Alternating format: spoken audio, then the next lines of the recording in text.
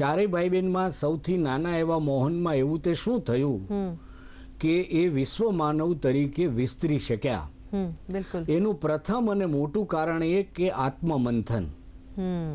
પોતાના દરેક કાર્ય વિશે એ કરવા યોગ્ય કાર્ય છે તેનો તરત સ્વીકાર કરવો અને ટાળવા યોગ્ય વાતને ટાળવી.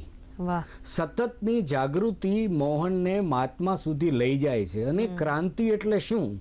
તો માત્ર સરઘસો કાઢવા અને સભાઓ કરવી એ ક્રાંતિ નથી.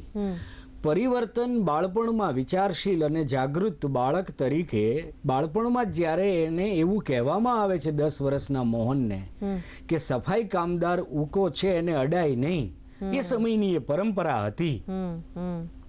ત્યારે મોહન એવું વૈષ્ણવ પરિવાર, સુસ્ત વૈષ્ણવ પરિવાર, દિવાનનો દીકરો, ત્યારે મોહન બાળક 10 વર્ષનું એમ વિચારે છે કે આપણે સૌ એક પિતાના સંતાન ને ઈશ્વરની સંતાન હોય તો ઉકાને અડાય કેમ નહીં? આ ક્રાંતિ બીજનું આરોપણ 10 વર્ષની ઉંમરે થયું. તો એ સમયે એ જમાનામાં પોરબંદરમાં બીજા કોઈને નહોતું થયું.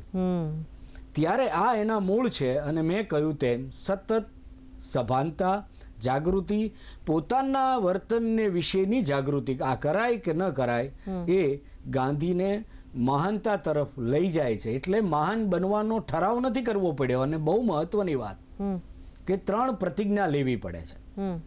વિલાયત ભણવા જવાનું થાય છે ત્યાં સુધી સામાન્ય માણસ છે, પરંતુ વિલાયત ભણવા જવાનો નિર્ણય લેવાય છે ત્યારે રાજકોટની જે સ્કૂલમાં ભણ્યા છે એ સ્કૂલમાં એક વિદાય સન્માન માટે કે આપણી શાળાનો છોકરો છે વિલાયત બેરિસ્ટર ભણવા જાય છે, તો એ વખતે વિદાય સન્માનમાં 2 લીટી માંડ બોલે છે મોહનદાસ કે હું ઈચ્છું છું કે ભવિષ્યમાં મારો દાખલો લઈને લોકો વિલાયત ભણવા જશે અને ભારત પાછા આવીને જીગરથી દેશ સેવાના કાર્યોમાં ગૂંથાશે.